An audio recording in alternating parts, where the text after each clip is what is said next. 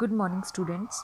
हमने अपने last lecture में इकोनॉमिक प्लानिंग की अचीवमेंट्स और उसके फीचर्स डिस्कस किए थे। आज हमारा एक लास्ट टॉपिक रहता है उसके फेलियर्स, वो हम डिस्कस करेंगे। उसमें ऐसा कुछ इम्पॉर्टेंट मैं ऐसा नहीं कह सकती कि नहीं है, लेकिन क्योंकि इस चैप्टर से है भी और नहीं भी, क्योंकि इस चैप्टर से आपका मोस्ट इम्पॉर्टेंट जो क्वेश्चन बनता है वो ये बनता है कि आपकी जो रिसेंट आपके जो उद्देश्य हैं, जो इकोनॉमिक प्लानिंग होती है हमारी, उसके उद्देश्य क्या हैं, तो वो क्वेश्चन मैं आपको कराऊंगी आपका। उससे पहले हम इकोनॉमिक प्लानिंग के फेलियर्स डिस्कस कर रहे हैं कि हमारी जो इकोनॉमिक प्लानिंग है, आर्थिक नियोजन है, उसकी असफलताएं क्या हैं। तो हमारा जो फर्स्ट पॉइंट है वो फर्स्ट पॉइंट है, अगर हम इसको इंग्लिश में लिखें तो फेलियर्स ऑफ इकोनॉमिक प्लानिंग।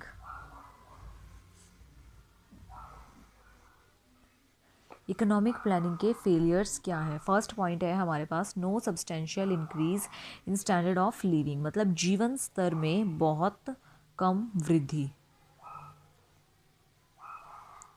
जीवन स्तर में बहुत कम वृद्धि, ये बताना है हमें कि हमारे जीवन स्तर में बहुत कम वृद्धि कैसे है। देखो, अब हमारे जो जीवन स्तर है वो कैसा है, वो बिल्कुल लो है। क्यों है? क्योंकि हम लोगों को नहीं पता कि कैसे रहना चाहिए, कैसे नहीं रहना चाहिए। अपना ऐसे ही हम रहते हैं, अपने शरीर का ख्याल नहीं रखते, अपने स्वास्थ्य का ख्याल नहीं रखते, जिसकी वजह से क्या हो जाता है, हमारा स्वास्थ्य खराब हो जाता है। और जब हमारा स्वास्थ्य खराब होता है तो हमारा जितना थोड़ा बहुत पैसा हमने इकट्ठा किया है, सेव किया है, वो सारा उसी में लग जाता है, जिसकी वजह से हमारा स्टैंडर्ड ऑफ लिविंग जो है वो इंक्रीज़ नहीं हो पाता और हम गरीबी रेखा में आते चले जाते हैं। तो एक ये कारण है कि जो हमारा जीवन स्तर है उसमें वृद्धि नहीं होती या बहुत कम होती है।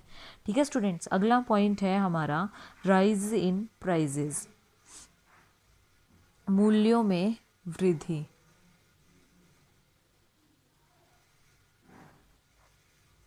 मूल्यों में वृद्धि, राइज इन प्राइस।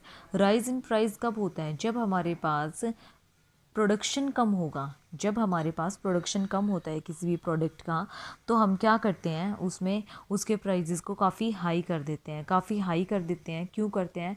ताकि हमारे प्रॉफिट्स ज़्यादा हो सकें। लेकिन फिर क्या होता है, हमें जो अपनी सेल्स इंक्रीज़ करने का जो हमारा एम होता है या फिर जो हमारा ऑब्जेक्टिव होता है वो हम अचीव नहीं कर पाते। हमारे अभी तक जो होता जा रहा है, कोई भी ऐसी योजना नहीं है एक दूसरी योजना को छोड़कर कि जिसमें हमारे प्राइजेस जो हैं वो कंट्रोल में आए हों। अदरवाइज़ इस योजना को छोड़ के बाकी कोई भी ऐसी योजना नहीं है जो इसमें इन्फ्लेशन ना आया हो। हर योजना में प्राइजेस, किसी भी चीज़ के प्राइजेस हैं वो राइज ही हुए हैं। और अगर प्राइस राइज होंगे तो क्या होगा? इन्फ्लेशन होगा। इन्फ्लेशन का मतलब क्या है? मुद्रास्फीति होती है, जिसकी वजह से क्या होता है फिर, जिसकी वजह से हमारी इकोनॉमिक ग्रोथ नहीं कर पाती। और उन जो गरीब लोग होते हैं, लो क्लास के लोग होते हैं, उनकी जो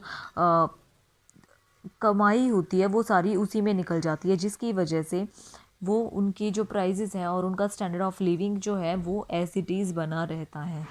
ठीक है स्टूडेंट्स, थर्ड पॉइंट है हमारा बेरोज़गारी में वृद्धि। बेरोज़गारी में वृद्धि,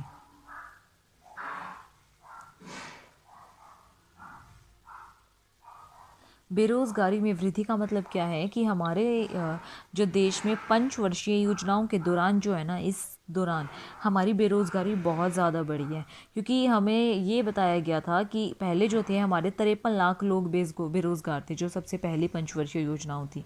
उसके बाद उसकी संख्या बढ़कर कितनी हो गई? 71 लाख हो गई। लेकिन 11वीं योजना के अनुसार कितनी हो गई? बढ़कर 4 करोड़ हो गई। तो इसका मतलब ये है जनसंख्या बढ़ी है, लेकिन उसके साथ साथ हमारे रोज़गार जो हैं वो घटे हैं, या फिर ये कहें कि हमारी बेरोज़गारी बढ़ी है।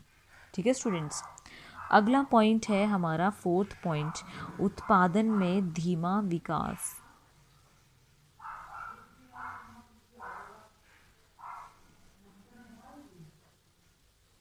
उत्पादन में धीमा विकास मतलब जो हमारा प्रोडक्शन है उसमें प्रोडक्शन में विकास हो रहा है, हमारी योजनाओं के अकॉर्डिंग प्रोडक्शन में जो है विकास हो रहा है, लेकिन इतना नहीं हो रहा। क्यों नहीं हो रहा? क्योंकि इसमें जो है, इसमें कृषि को, एग्रीकल्चर को इतना ज़्यादा प्रेफर नहीं किया गया जितना हमारे उद्योगों के किया गया है। उद्योगों को किया गया तो तभी हमारे क्या हो रहे हैं, उद्योगों की जो औद्योगिक क्रांति है वो आ रही है और उद्योगों की संख्या बढ़ रही है। लेकिन हमारी जो कृषि है, कृषि हमारी क्या होती जा रही है, घटती जा रही है, या फिर उसमें विकास जो है वो बहुत कम हो रहा है। जो हम हरित क्रांति बोलते थे, हरित क्रांति तो सिर्फ कहाँ तक ही बनकर रह गई है, चावल और गेहूं को, बाकी जो खेती जो लोग करते हैं वो इतनी अब नहीं रही है। ठीक है स्टूडेंट्स, अगला पॉइंट आता है हमारे पास 5th पॉइंट, आधारिक संरचना का कम विकास। आधारिक संरचना का कम विकास, इसके अंदर क्या है, इसके अंदर हमारे पास ये है कि जो भी हमारी आधारिक संरचना है, आधारिक संरचना इन द सेंस जो हमारा इंफ्रास्ट्रक्चर है, और हमारे इंफ्रास्ट्रक्चर में क्या क्या आता है, हमारी लाइट, हमारे रोड, हमारी कन्वेंस, हमारी शिक्षा, ये सब कुछ आता है जिनका अभी तक भी अच्छे से विकास नहीं हो पाया है। डेवलप्ड कंट्री नहीं पाई है, डेवलपमेंट हो रही है लेकिन अंडर डेवलप्ड है, अभी भी डेवलप नहीं हो पाई है पूरी तरह से, तो इसीलिए डेवलप होती जा रही है। तो इसीलिए आधारिक संरचना का विकास कैसा हुआ है, कम हुआ है। धीरे धीरे अभी प्रोग्रेस में है, आई होप कि आने वाले सालों में बन जाएगी, लेकिन अभी उतनी डेवलप नहीं है जितनी और कंट्रीज़ हैं। नेक्स्ट पॉइंट है हमारा, आय और धन के बंटवारे में असमानता। आय तथा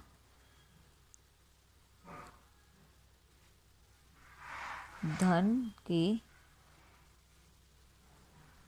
बंटवारे में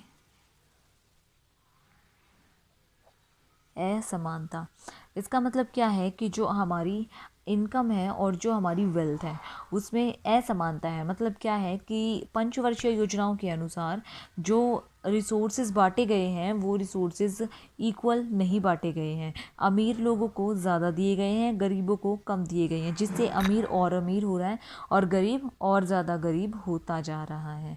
तो इसीलिए क्या बोला गया है, योजनाओं की जो अवधि है उसमें समाजवाद जो है उसको, समाजवाद का जो वचन दिया था, सोशलिज्म का जो वचन दिया था वो राष्ट्र को दिया गया था, केवल एक नारा मात्र रह गया है। जो कि अब क्यों, क्योंकि उसमें सिर्फ ऐसे रिसोर्सेज को इस तरीके से बांटा गया है जो गरीबों को तो और गरीबी की ओर लेके जा रहा है और धनी को और धनी की ओर लेके जा रहा है। ठीक है स्टूडेंट्स, हमारा नेक्स्ट पॉइंट है अब 7th पॉइंट, इनसफिशिएंट या फिर इनएफिशिएंट एडमिनिस्ट्रेशन या अकुशल प्रशासन। प्रशासन, प्रशासन क्या होता है, जो काम कर रहा होता है, जो ऊपर काम कर रहा होता है, इन सबको इम्प्लीमेंट कर रहा होता है, वो सब क्या होते हैं, एडमिनिस्ट्रेशन होती है। ठीक है, योजनाएं सोच समझकर तैयार की जाती हैं परंतु उसमें अकुशल प्रशासन, अकुशल प्रशासन, इनएफिशिएंट, जो एफिशिएंट नहीं है अपने काम में, जो बिना किसी स्वार्थ के काम करे, जो बिना किसी बेईमानी के काम करे, वैसा एडमिनिस्ट्रेशन नहीं है। अगर ऐसा होता तो हमारी योजनाएं आज पूरी हो गई होती, जो हमने लक्ष्य बनाए थे वो हमारे एम्स अचीव हो गए होते, लेकिन वो अभी तक ऐसा नहीं हुआ है। ठीक है, तो ये किसकी वजह से नहीं हुआ है, हमारी अकुशल प्रशासन की वजह से नहीं हुआ है। 8th पॉइंट है हमारा, सुदृढ़ आधार का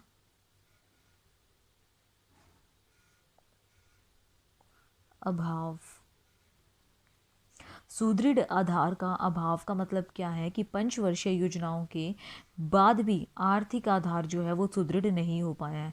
अभी भी क्या हो रहा है, इतनी ज़्यादा लड़ाइयाँ हो रही हैं, युद्ध हो रहे हैं, जिसके कारण क्या हो रहा है, देश में सारी की सारी अर्थव्यवस्था अस्त व्यस्त हो गई है। जो कि पहले कितने कम प्राइस थे अब वो कई गुना बढ़ गए हैं। किस वजह से हो रहा है ये, सुदृढ़ आधार नहीं मिल पाया है देश को, इसलिए हो रहा है। 9th पॉइंट, अधिक महत्वाकांक्षा या फिर कांक्षी, अधिक महत्वाकांक्षी,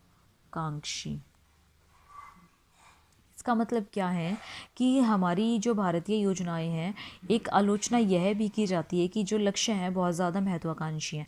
मतलब ये है कि एक तो साधनों की कमी और दूसरा कि अच्छे से काम नहीं हो पा रहा है पूरे परफेक्शन के साथ, जिससे जो भी वृद्धि हो रही है वो भी पूरी तरीके से नहीं हो पा रही है और औसत दशा में और औसत दर में जो है वो वृद्धि दर में कमी आती जा रही है। 10th पॉइंट है हमारे पास paradox of saving and investment, मतलब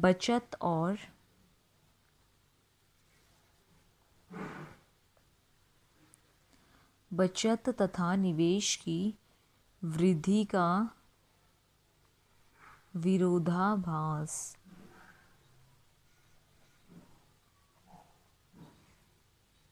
इसके अंदर क्या है कि जो हमारी बचत और निवेश है, जो हमारी सेविंग और इन्वेस्टमेंट है, उसमें काफ़ी वृद्धि हुई है। इसमें आर्थिक विकास की गति काफ़ी कम है, जो दर है वो जो रेट है वो कम है, लेकिन फिर भी हमारी सेविंग और हमारी इन्वेस्टमेंट उसमें काफ़ी चेंज आया है। इसमें जो आइडियल रेशो बोली जाती है कैपिटल आउटपुट रेशो, वो 4:1 होती है, जिसमें क्या हो रहा है, निरंतर वृद्धि हो रही है, और वृद्धि होने से उत्पादन की दर जो है वो कम हो रही है। क्यों? क्योंकि सारा पैसा लोग कहाँ लगा रहे हैं, स्टॉक में लगा रहे हैं, जिसकी वजह से प्रोडक्शन बहुत कम हो रहा है। ठीक है स्टूडेंट्स, ये थे हमारे failures of economic planning. 10 failures हैं, 10 में से आप 7-8 कर सकते हैं स्टूडेंट्स। आई होप कि आपको क्लियर हो गए होंगे, और अगर फिर भी कुछ प्रॉब्लम है इनमें पॉइंट्स में, पढ़ के देख लेना। अपना चैप्टर अपनी नोटबुक्स में कंप्लीट कर लीजिए। अगर फिर भी आपको कोई प्रॉब्लम होती है तो आप मुझे बता देना, मैं फिर से डिस्कस कर लूँगी। Thank you students.